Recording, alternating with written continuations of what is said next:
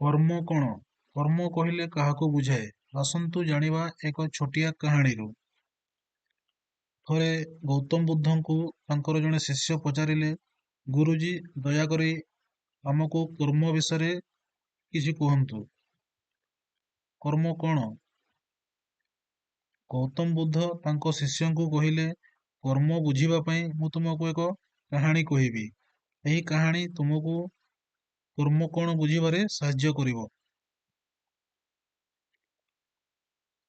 ପୁରାଣ କାଳରେ ବୁଲନ୍ଦ ସହରର ରାଜା ଘୋଡ଼ା ଉପରେ ତାଙ୍କ ରାଜ୍ୟ ଭ୍ରମଣ କରୁଥିଲେ। ବୁଲିବା ପରେ ସେ ଏକ ଦୋକାନ ସମ୍ମୁଖରେ ଅଟକି ଗଲେ। ଅଟକି ଯିବା ପରେ ରାଜା ତାଙ୍କ ମନ୍ତ୍ରୀଙ୍କୁ କହିଲେ, ମନ୍ତ୍ରୀ, ମୁଁ କାହିଁକି ଜାଣିନାହିଁ, କିନ୍ତୁ ମୁଁ କାଲି ଏହି ଦୋକାନୀକୁ ମୃତ୍ୟୁଦଣ୍ଡ ଦେବାକୁ ଚାହୁଁଛି। ମନ୍ତ୍ରୀ ରାଜାଙ୍କୁ କାହିଁକି ପଚାରିବା ପୂର୍ବରୁ ରାଜା ଆଗକୁ ବଢ଼ିଗଲେ। କାରଣ ଜାଣିବା ପାଇଁ ମନ୍ତ୍ରୀ ପରଦିନ ସକାଳେ ନିଜକୁ ଛଦ୍ମବେଶ ଧାରଣ କଲେ ଏବଂ ଜଣେ ସାଧାରଣ ଲୋକଙ୍କ ବେଶରେ ଦୋକାନୀଙ୍କ ପାଖକୁ ଗଲେ। ଦୋକାନୀ ଚନ୍ଦନ କାଠ ବିକ୍ରୟ କରୁଥିଲେ। ମନ୍ତ୍ରୀ ତାଙ୍କୁ ପଚାରିଲେ ଯେ ତାଙ୍କର ବ୍ୟବସାୟ କିପରି ଚାଲିଛି। ଦୋକାନୀ ବୁଝାଇଲେ ଯେ ସେ ବହୁତ ଖରାପ ପରିସ୍ଥିତିରେ ଅଛନ୍ତି। ଲୋକମାନେ ତାଙ୍କ ଦୋକାନକୁ ଆସିଲେ, ଗନ୍ଧ ନେଲେ, ଚନ୍ଦନ କାଠର ଗନ୍ଧ ନେଲେ ଏବଂ ଏହାକୁ ପ୍ରଶଂସା କଲେ, କିନ୍ତୁ କେହି ଏହାକୁ କିଣିଲେ ନାହିଁ।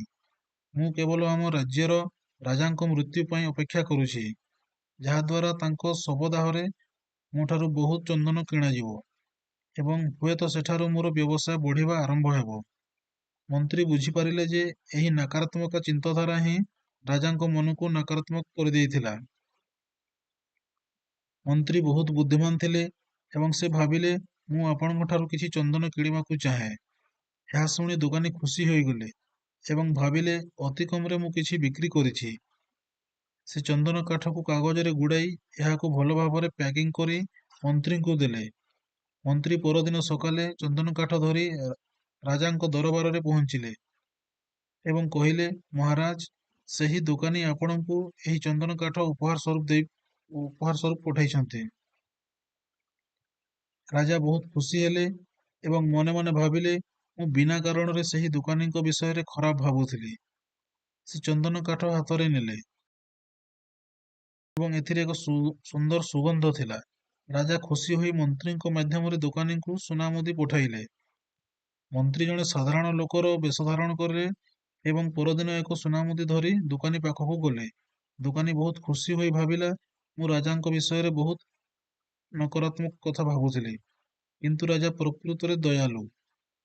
ଗଳ୍ପଟି ଶେଷ ହେବା ପରେ ଗୌତମ ବୁଦ୍ଧ ତାଙ୍କ ଶିଷ୍ୟମାନଙ୍କୁ ପଚାରିଲେ, ଏବେ ମୋତେ କୁହନ୍ତୁ, କର୍ମ କ'ଣ?